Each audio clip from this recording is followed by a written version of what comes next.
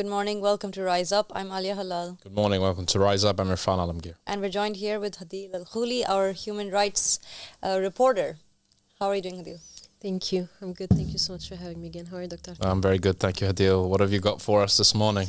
Big news. So Amnesty International, as we know, the biggest human rights organization in the world, with a movement of over 10 million people, has just issued yesterday an urgent action for the believers of the Ahmadi religion of peace and light who are detained in Egypt. So what that means is the members of the faith who have been literally abducted from the Egyptian authorities, who have been, we didn't know where their location was, they were arrested because of the faith for putting up posters. They were taken from their homes and they were interrogated, and as we found out later, were also subjected to torture. The Syrian members who were there were also, from the Egyptian authorities, one of them they deported back to Syria, which again was a blatant violation of human rights law because he's a refugee who was registered with the UNHCR. So he's not supposed to be deported. And the other members, as I said, they were subject to enforced disappearance, torture, interrogation simply for their religion. And it was a big campaign that from the Egyptian authorities, where we found out that they went from house to house, literally hunting down members of the faith, not just from Cairo, but we found out that they went to all over Egypt, even to cities as far as Luxor, which is in the south of Egypt. Mm-hmm. So that is a nationwide campaign of crackdown, of persecution, of harassment. And initially we didn't know how many members were arrested because they were those people who were able to quickly, before the arrest, get in touch with the bishop of the faith and say, we have the police in our house and I'm about to be taken into interrogation. And there were others who had just completely cut contact. And for over a month, we were obviously trying to find out where they were. The lawyers of the Egyptian Initiative for Personal Rights, an incredible human rights organization in Egypt, had lawyers spread out in every police station just waiting for their names to appear. Mm-hmm. So that's how much effort was taken to really find out where they were. We were, of course, in touch with the families. We made police reports. And at the same time, as an extra form of pressure to know where they are and what they're being held for, Amnesty International had issued a statement together with the Egyptian Initiative for Personal Rights to demand that the Egyptian authorities disclose their location, drop charges, and release them. A couple of days later, the lawyers called us and said their names appeared at the prosecution of the national security. So that was the pressure that was needed for them to finally say, well, we have them, here's where they are. And for the first time, we knew where they were, what they were charged for, and now it was the chance where we can start acting and lawyers can be there. And we also found out what prison they were held in, and it was possible for the first time for the families to visit them, to see, to have that first contact. And when that first visit happened, it was horrific because here you can imagine like a family that, was so worried, like it's looking forward, like the wife is looking forward to seeing her husband for the first time. She sees him and she says, I could barely recognize him. So he looked like a ghost. You can see the signs of torture. He only in 10 minutes he and of course the visitation has there's a lot of police officers who are there. And he was quickly able to report that before they took them to the police station, so when they were still taken by the national security and we didn't know where they were, they subjected them to torture there. They electrocuted them. He had, really? Yes, they used electricity. He had now deformation in his spine, in his jaw. and they were waiting for him and the other members to look semi-normal again before they take them to the police station, to the prison, so that it doesn't show and so that they can hide the signs of torture and so that it doesn't appear. So, of course, with all of that news, and of course, they tried to use the forms of torture and the beatings to get them to recant their faith. So that's what they were telling them, that it was used as a form of pressure. That is just outrageous. It really How long was the period of detention? So they were held for a month. Of course, before they took them to the prison, before they appeared at the prosecution of the national security, it was about a month. And what they do is they try to delay as much as possible before it goes to trial. Why? Because once it goes to trial, it's open. Now these things come out, what they're held for, the lawyers interfere, and it becomes public. So to avoid that and to avoid the rule of law and to avoid all of that, they do something where they extend the pre-trial detention. And the pre-trial detention is supposed to be a week or two just until you go to trial. Right. But in the prison, what this prison is known for is that they extend the pre-trial detention beyond the maximum limit. So you have people who stay for a year, 2, 3, 5 years on pre-trial detention. And with what rights? Absolutely no right. It's a tyrannical state. So imagine 5 years without a trial. Oof. And what they were trying to do at that time was, when they first appeared at the national security prosecution, was that they were trying to deny them access to a lawyer of their choice. So the Egyptian Initiative for Personal Rights was there and was pushing for them to be able to attend the interrogation and to say, we are defending them. We are their legal representation. So why they didn't want that? They wanted to just have any lawyer present from their choosing because they didn't want the case to go public and they didn't want it to be known what's happening in the case. It's so sinister. This whole thing is so thought out and they're trying to manipulate it to their advantage. And Absolutely. It's just it's horrible when you put the facts together like this. You realize that they're so organized in this dark way and so disorganized when it comes to taking care of their own people. Yeah, and it's important to mention that because this was targeted because they are members of the faith, because they are members of the Ahmadi religion of peace and light, because they are believers in Imam Mahdi alayhi salam.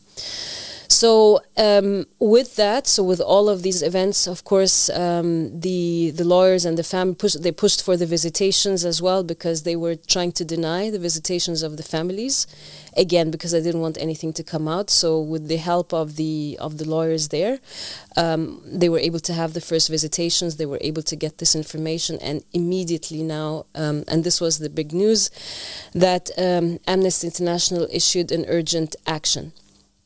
And this urgent action is, it's an emergency response that is the highest form of activism at the movement, in Amnesty International movement. With an urgent action, it is basically a call for the whole Amnesty movement all over the world, human rights activists, student unions, faith-based groups, community centers, volunteers, youth groups, community centers, you name it, all volunteers, any human rights activists who are affiliated with Amnesty International are now prompted to engage in pressure and activism to call on the Egyptian authorities to protect the human rights of the Ahmadi religion of peace and light members. That is amazing. That really, and I think this is the first time that we've seen something like that happen for our members, where it's like a worldwide thing with Amnesty. That's huge. Absolutely, and it's incredible because one, it's an emergency response. So that means it's groups all over the world. So in the UK here, as well as in all other countries, would now be mobilizing to pressure the Egyptian government to release members of the faith. So the Egyptian government would now be receiving emails, letters all over the world from human rights activists to demand the members of the Ahmadi religion of peace and light to be released. There will be events all over the world, there will be activism online and offline, and student groups and youth movements adopting the case of the members in Egypt and actually holding the Egyptian government and holding the perpetrators to account, and demanding that their right to freedom of religion and belief and their basic fundamental human rights be respected.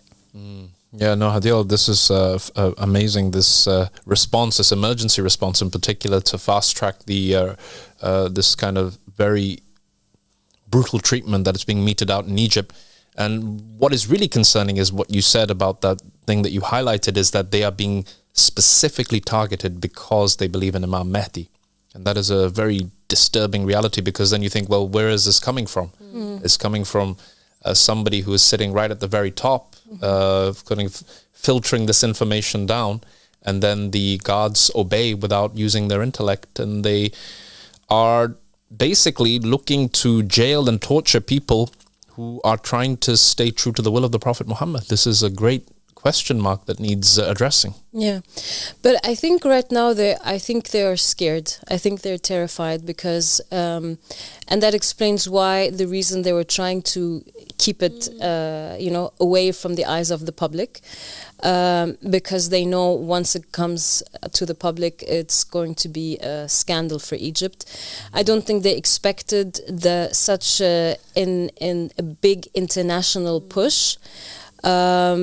And I think this is why I think things will change now, and I think they've seen that, and I think we can see that also from the post of Abu Sadiq, that we're not going to allow that at all. They messed with the wrong Imam this time. Absolutely, he's going to be exposing them for what they've done, and exactly as it always happens, every time our members are detained and persecuted and treated brutally, it exposes the system itself on an international level, and we ensure that because everyone deserves to be given their rights. It's not just about our people, it's about people in general. And because of that, Abu Sadiq made that post just yesterday, I think. Yes. So we can go ahead and show that on the screen for the viewers. It's a bit of a long post, but let's read it. It says, Amnesty International, the world's largest international human rights organization, representing a global movement of over 10 million people. Wow. Has just launched an urgent action in support of our detained members in Egypt. This powerful campaign calls on Amnesty members, human rights activists, local groups, journalists, student groups, trade unions, faith communities, and community organizations around the world to take immediate action to demand the release and protection of members of the Ahmadi religion of peace and light. Urgent actions are the highest level of emergency response Amnesty International undertakes. They are launched to protect individuals at immediate risk of grave human rights violations such as torture, forced disappearance, unfair trial, and even execution. This urgent action focuses global pressure on the Egyptian authorities through letter-writing campaigns to authorities worldwide, online and offline activism, media engagement, and other forms of advocacy to end the abuse and secure justice for our members. We welcome and fully support this critical intervention. We want to make it unequivocally clear. We will not allow our members to be silenced, abused, harassed, bullied, discriminated against, threatened, blackmailed, or mistreated, nor will we accept violations of their fundamental rights. We will pursue every possible avenue and all forms of pressure at the highest levels to defend our members and hold oppressive governments and institutions to account. Our voice will not be silenced, and we will demand our free God-given right to assemble and believe in what we want to believe in. Such powerful words. Mm-hmm. Yeah, well, it makes it very clear, unequivocally clear. I think we have to be very, I think this is also a time for strategic management or strategic response now, because this thing looks like it's going to become headline news very soon. Yeah, absolutely. Why? Because people are being persecuted. Now, Amnesty are involved, the EIPR is involved, and now you can see what's coming up, because what the enemies of our religion are going to try to do is take out things from context, as the guy who was debating Hamid Reza was doing when we were presenting that in English. It was quite enlightening to see that.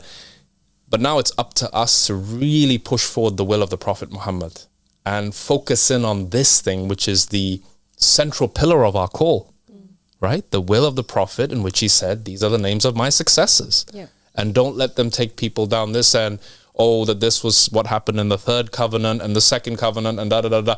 This is the seventh covenant. And it stands on the will of the Prophet Muhammad. I think now you can see the smearing campaign sort of coming out of Egypt probably. So we have to hit them with this, the will of the Prophet. Their Prophet, as they claim.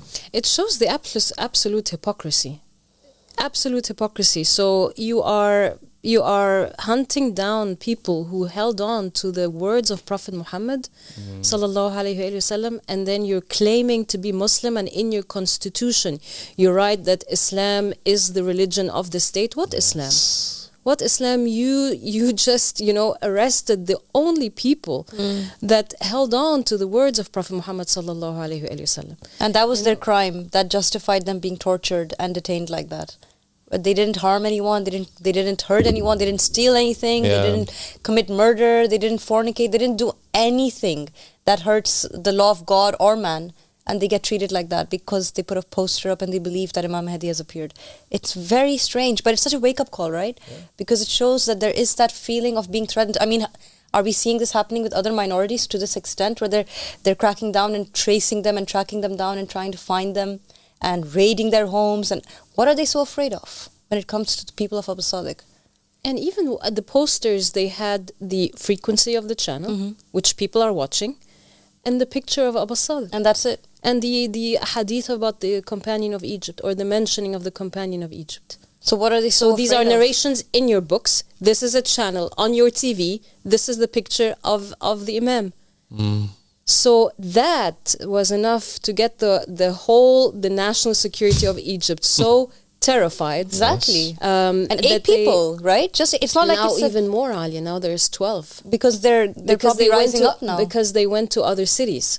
Right. So it shows that they didn't just stick to Cairo. They went to. That's what I'm saying. It's a nationwide campaign. And if they thought they were scared by the posters that came out, well, now there's a whole international campaign that will expose the Egyptian government, their hypocrisy, their absolute horrible record of human rights, their abuse of their own people, and the horrible crimes that they commit in the dark, thinking that nobody will hear about it. Well, really, you've messed with the wrong people. Exactly. Because now the words of Abu Sadiq, they are these words that they now hear. It was already put in action, and this is just the beginning. The Amnesty press release and the urgent action, this is just starting. Yeah. My goodness, I can't wait to see what else you guys have up your sleeve then when it comes to these situations, and it's needed. We have another post, I think, to show regarding the news. Okay, tell us what this is, Hadia. Yeah, so this is the urgent action. So now people can actually see what it looks like. So here, this is an example of a letter that all human rights activists can now take as a model and write to the Egyptian authorities. So the urgent action looks like this. It says, release Ahmadi minority members, and then in this paragraph it gives a summary of the case. So it says between the 8th and 14th of March, the Egyptian authorities arbitrarily arrested at least 4 members of the Ahmadi religion of peace and light, solely for peacefully exercising their right to freedom of religion or belief. Following periods of enforced disappearance, authorities brought 3 members of the religious minority, Hussein, Omar, and Hazem, before the Supreme State Security Prosecution. Prosecutors ordered their detention pending investigation on charges of joining a group established in violation of law and constitution, and denied them access to a lawyer of their choice. The Egyptian authorities must immediately and unconditionally release all arbitrarily detained Ahmadis and halt the targeting of religious minorities that are not espousing state-sanctioned religious beliefs. And then here it says, take action, write an appeal in your own words, or use this model letter. That's amazing. So they actually put the information down like that for anyone who's part of Amnesty in any capacity, so they can just take that and send that letter out from themselves. And the letter is ready. I mean, the other side here, I mean, maybe it's too small for people to see, but here it has the address. It's ready to be sent. It says here for the public prosecution. It puts the name of the head of the public prosecution in Egypt, the office, the phone number, the address, and then the whole statement. and the whole, so it says, dear counselor, and then it goes into the details of the case. And the rest, I don't know if it shows here, but the urgent action then has a part that says additional information. And in there, they highlight the cases of torture that happened. They highlight what was in the banner, and it shows in the additional information, it says that they were holding posters that had the frequency and that had the name of the channel in Arabic, Zahra al-Mahdi, or the Mahdi has appeared. Yeah. It is in there. So it's an incredible step. And I think we'll be seeing a lot of activism now from the UK and beyond. Yeah, and I really pray that these barbaric practices of electrocution and other forms of torture that are still being used in countries like Egypt, I hope this blows the can off all of these practices and really brings them into the mainstream focus. You know, how can, I mean, I guess it'll be difficult for us to even imagine what they do behind closed doors, but hopefully we can now move forward and help all these other innocent people who are being abducted off the streets and forced disappeared and then exposed to this kind of horrific treatment. Yeah, absolutely. And it reminds me of what happened in Edirne with the 104 when they were held in the detention camp. It opened up a whole conversation of the detention center itself. And the policies around it, and I think it's going to be the same with this prison. It's with always the whole, the same. Yeah, that it would shed the light on the grave human rights violations that are taking place in this facility. And it is like that because when the people of God who belong to the man that God has appointed, and that is in this day and age Abu Sadiq, when the people of the present Imam of the time are treated in that way, then how can it be that God does not get enraged and does not take offense to that? He will, and he will be enraged by the system that is subjecting his people to that kind of treatment, and absolutely it will be exposed and there will be a retribution for it. They will have to answer to what they have done, and this kind of scandal that they have created for themselves by their own hands, they're going to have to clean up that mess on their own. Yeah. Absolutely. I think it will explode. It's gonna As it should. Yeah. So we're so grateful, Hadil, that you and your team have been on this. We're so happy to hear these updates, and it just goes to show that work is being done. When we get this kind of news, we have a team that are on the job, making sure they're campaigning for it. So we're grateful that you're here telling us about this, doing something about it, and let's work together on it. Let's do what we can. You tell us what people should do, what we should do, and we just want to do what we have to do. I mean, the first step, which I think is great that we bring this up here, the urgent action, the letter is out there. So if you're somebody who is watching, you don't have to be a human rights activist. That's a really good thing to know. That's a really good thing to know. The letter is there. It's online. Go on the Amnesty website. The link is also there on the post from Abu Sadiq alayhi salam. And go to the urgent action, download the letter, write it, and send it off. You know, this is so anyone can do that. Anyone can Amazing. do that. Yeah. It's open for everyone. And like I said, these are emergency responses. So this is not, this is something that needs to be done now. So we'll make sure that the link is in the description of today's episode, and that's really good news that we can all participate in that. And we really implore anyone who's watching to go ahead to that link on Amnesty International's website or on the official Facebook post made by the Riser Abu Sadiq, and you will be able to access that letter and actually send it in your own name. That's really, really great to hear. Yes, and the letter is ready. Really, all they have to do is just mail it. Like it's already written. So signed, sealed, and delivered. That's it. Perfect. All right, then let's make sure we do that. Thank you very much, Adil, for joining us today. Thank and you guys. We look forward to hearing from you very soon again. Thank and let's go to a short break and we will be back.